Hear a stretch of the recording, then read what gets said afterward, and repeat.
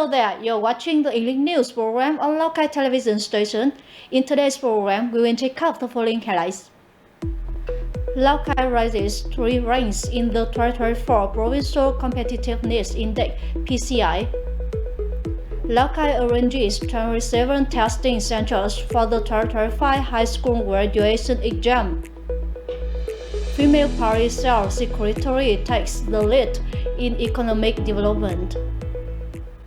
Following other detailed contents, please join us in watching the program. On the morning of May 6, the Vietnam Chamber of Commerce and Industry (VCCI) held the announcement ceremony for the 2024 Provincial Competitiveness Index (PCI). Lào Cai rose 3 ranks in compared to the 2023. According to the 2024 Provincial Competitiveness Index (PCI) rankings, Lào Cai province scored 68.56 points, placing 23rd out of 63 provinces and cities, a 3-position improvement from 2023 26th. Based on the 24 PCI data analysis results published by VCCI, the province's departments, agencies, units, and localities have developed a plan to enhance the PCI in 2025. The goal is to significantly and substantively improve the business and investment environment, making it more transparent, open, and competitively fair, aiming to elevate Lào Cai's PCI into the top 10 nationwide.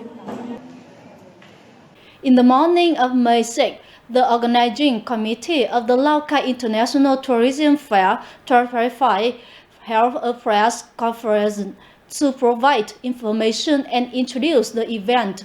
Attendees included leaders and representatives of press and media agencies in the province.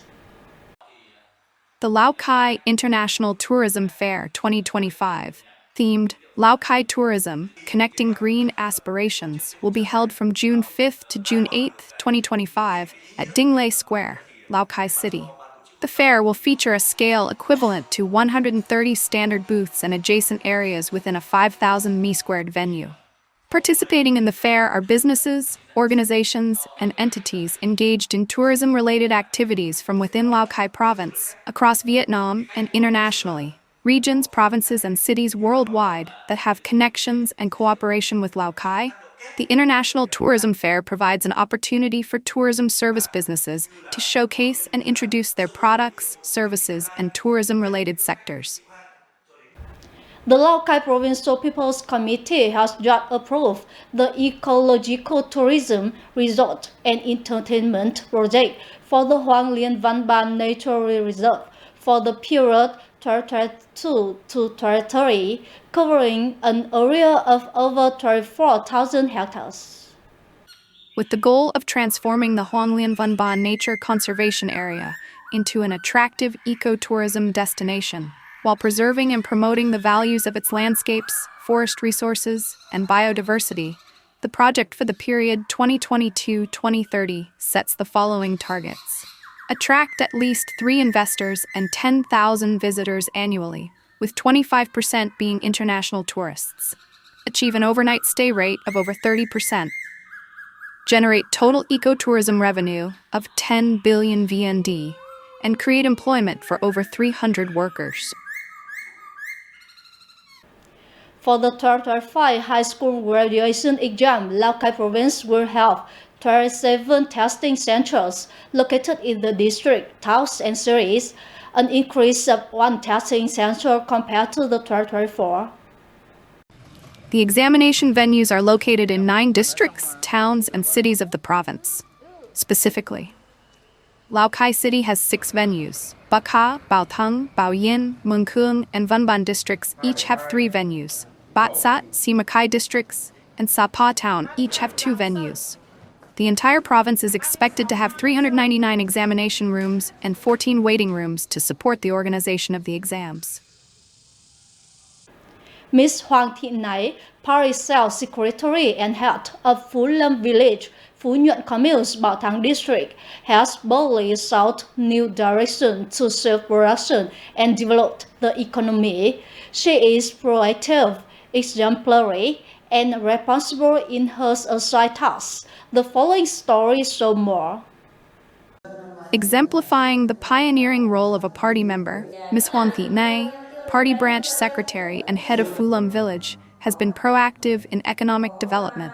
Starting with trading cinnamon seedlings, she recognized the growing demand and expanded her nursery to a scale of 700,000 to 800,000 seedlings, meeting the needs of people both within and outside the province. In 2017, she began planting economic forests, primarily cinnamon. As a party member, I feel the responsibility and duty to encourage and mobilize people to grow cinnamon to generate income, stabilize their economy, and contribute to economic development. Not only does she effectively manage her family's business, but as party branch secretary and village head, Ms. Nay also mobilizes, guides, and advises villagers to shift to cinnamon cultivation. She facilitates the purchase of their products, contributing to increasing the economic value of cinnamon. The village now has approximately 350 hectares of cinnamon. Comrade Nai, the party branch secretary of Phulam village, is one of the exemplary leaders in economic development efforts, particularly in mobilizing and encouraging villagers to grow cinnamon, a key commune. She has helped people achieve stable incomes, contributing to poverty reduction in the commune.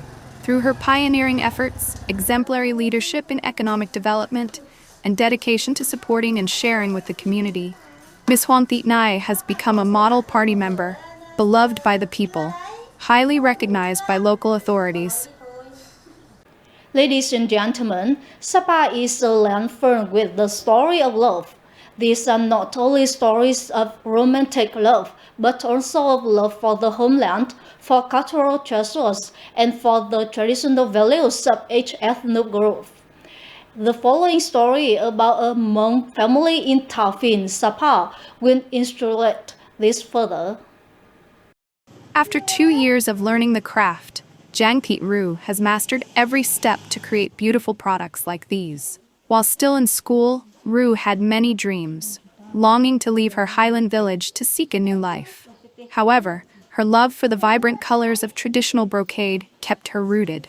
This love was nurtured through the stories her mother shared with her. At first, I wasn't interested, but after watching my mother work, I became intrigued and started learning from her. She guided me toward this craft. She taught me to sew and embroider, and I've come to love this profession, which also supports my livelihood. I'm proud to introduce our ethnic identity to the world. Passing down the love for brocade to her children is something Miss Thao Thị Sum always takes pride in. 12 years ago, as an enthusiastic young woman, Sun went to great lengths to learn the craft and explore brocade production models from various places and people. From there, a small house with a linen weaving loom was built, with an initial investment of just 120 million VND. People used to just follow tourists and sell as street vendors. I thought about opening a small stall for villagers to embroider and sell to tourists. At first, few people bought, but then we found more buyers, sold more products, and created more jobs for the community. The brocade products here are all handmade. Sun continuously experiments and researches to create diverse designs such as laptop and camera bags, tablecloths, blankets, pillows, backpacks, and more, which are popular among both domestic and international tourists.